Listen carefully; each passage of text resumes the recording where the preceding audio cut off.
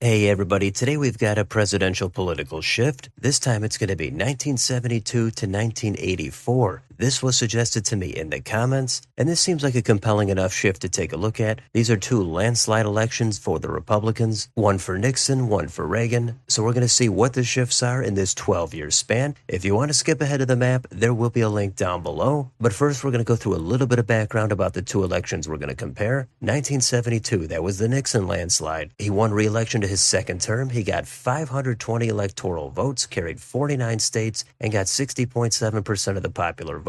The Democrat was George McGovern. He got 17 electoral votes, carried one state plus D.C., and 37.5% of the popular vote. Jump ahead 3 elections. We've got 1984. That was the Ronald Reagan landslide. He won his second term with 525 electoral votes. He also carried 49 states and got 58.8% of the popular vote. The Democrat that year was Walter Mondale. He got 13 electoral votes, carried one state plus D.C., good enough for 40.6% of the vote. So Nixon did better in the popular vote, but Reagan did a little bit better in the Electoral College. Both of them carrying an almost unimaginable 49 states. So let's take that to the spreadsheet. In the first column, we've got the states. In the second column, that's the 72 George McGovern vote. Then we've got the 72 Richard Nixon vote. The next column is the 84 Walter Mondale vote, followed by the 84 Ronald Reagan vote. Then we've got the Democratic shifts between the two elections, followed by the Republican shifts. And the last column, that's the net change between the two parties between the two elections. And then there's also shading. The darkest colors are 10 or more points, and the lightest colors are under 5-point shifts. So that's the setup. Let's go through these states, and I took most of the data from Wikipedia. I try to double check things, but it's possible a rare mistake could slip through. Now, having said that, let's start in Alabama. In 1972, George McGovern got 25.4% of the vote. Richard Nixon got 72.4%. Jump ahead to 1984, Walter Mondale, he bumped it up to 38.3%. Ronald Reagan fell down to 60.5%. That's a net gain of 12.9% for the Democrats and a net loss of 11.9% for the Republicans, a total net shift of 24.8% away from the Republicans and toward the Democrats. So Reagan cruised to a landslide, but in Alabama, Reagan still won the state comfortably, but the shift there looks like that went in the total opposite direction. So that's how this works. Let's quickly go through the rest of the states. Alaska had a nice red shift of 13.3%. Arizona, same direction, but 10 points less, 3.3%. Arkansas, we've got a blue shift here of 15.9%. California, that was Nixon and Reagan's home state, and between these two elections, it shifted 2.7% toward the Republicans. Colorado, very little change there, 0.3% toward the Republicans. Connecticut, red shift of 3.4%. Delaware, mild blue shift of 0.5 point. Florida went toward the left by 13.5%. Georgia had a significant shift in that direction by 29.9%. Hawaii also went in that direction, but by a more modest 13.7%. Idaho lurched toward the GOP by 7.8%. Illinois in the opposite direction by 5.6%. Same in Indiana by 8.8%. In Iowa by 9.7%. Kansas by 4.5%. In Kentucky by an even 8%. Louisiana by 14.3%. Maine by 1%. And in Maryland by 18.4%. Massachusetts, that was the one state George McGovern was able to win in 72. And then it shifted 11.8% toward Reagan and the Republicans. Michigan, smaller red shift of 4.6%. Minnesota, that was Walter Mondale's home state, and it went 5.7% toward the Democrats. Mississippi had the biggest shift out of all the states, 34.2% toward the Democrats. Missouri, a much smaller blue shift of 4.6%. Montana toward the GOP by 2.3%. Nebraska, tiny red shift of 0.8%. Nevada, a redder shift of 6.5%. New Hampshire, even more of a red shift of 8.6%. New Jersey, back toward the Democrats by 3.9%. New Mexico, 4%. New York, 9.3%. And North Carolina, 16.6%. North Dakota, that took a step toward the Republicans by 4.7%. Ohio went toward the Democrats by 2.7%. Oklahoma, double digits toward the Democrats by 11.8%. Oregon, 2% toward the GOP. Pennsylvania, back toward the Democrats by 12.7%. Same in Rhode Island by 2.5%. And South Carolina by 14.7%. South Dakota, that was George McGovern's home state in 1972, it had the biggest shift toward the Republicans by 17.8. Tennessee, a healthy blue shift of 21.7. Texas, 5.5 toward the Democrats. Utah, 8.6 toward the Republicans. Now back toward the Democrats. Vermont, 9.1. Virginia, 12.5. Washington, 5.4. West Virginia, 16.7. And Wisconsin by a half a point. The last state is Wyoming. That went a mild 3.8 toward the Republicans. Those are the states, and we've got Washington, D.C. on here, 15.2 toward the Democrats. And there's your national shift, and even 5% toward the Democrats. So those are all the states and all the shifts. And you probably want to take a look at the map to help visualize all these changes. Let's switch over to that. Here it is. We've got similar shading. The darkest colors are 10 or more point shifts. This time the very lightest colors are under 1 point shifts. Those would be the tilt margins. Those we've got Wisconsin, Nebraska, Delaware, and Colorado. So what are the takeaways from these shifts? Well, this is an interesting map. Both of these elections are complete dominant landslides for the Republicans, and Ronald Reagan won more in the Electoral College than Richard Nixon did, but Richard Nixon did do almost 2 points better in the popular vote. And much of the shift toward Reagan does seem concentrated in the western part of the country and a few states in the Northeast. Other than that, the Midwest and especially the South, continuing up to the East Coast, that did shift toward the Democrats. This map might be a little misleading because, again, Ronald Reagan had zero trouble whatsoever winning re-election. He won many of the states by wide margins, but his landslide was just a little bit less than Richard Nixon's, and this map shows you where those shifts are concentrated. It's easy to see the dark blue going from Oklahoma down and around through the South, the Sun Belt, all the way up to Pennsylvania. But even in Pennsylvania, Reagan still won it by around 7 points. There are a few other outlier states like Washington in the Northwest. That's a blue dot surrounded by red. Same thing with Michigan, and you've got a couple of states in the Northeast. But also these shifts are not as dramatic as some of the other shifts we've seen. Plenty of states only shifted single digits. That doesn't mean it's a completely useless shift or that it doesn't have a potential to flip the state. But when you consider that both of these guys did win 49 states, and the only 2 states that were different between them were Minnesota and Massachusetts, it might make all these shifts seem insignificant. But I think it's fascinating to compare 2 landslides only 12 years apart, so you can draw other kinds of conclusions if you'd like. You can look into the reasons as to why these shifts occurred, but I'm going to leave it there for now. Let me know in the comments, what do you think about these 2 elections? Who had the better landslide? Was it Nixon getting the popular vote over 60%? Or was it Reagan doing it 12 years later and carrying a few more electoral votes? What do you think about the individual shifts in some of these states? Let me know down below on your way out. Don't forget to like, share, and subscribe. Join if you'd like to support the channel. Thanks for watching, and I'll see you on the next video.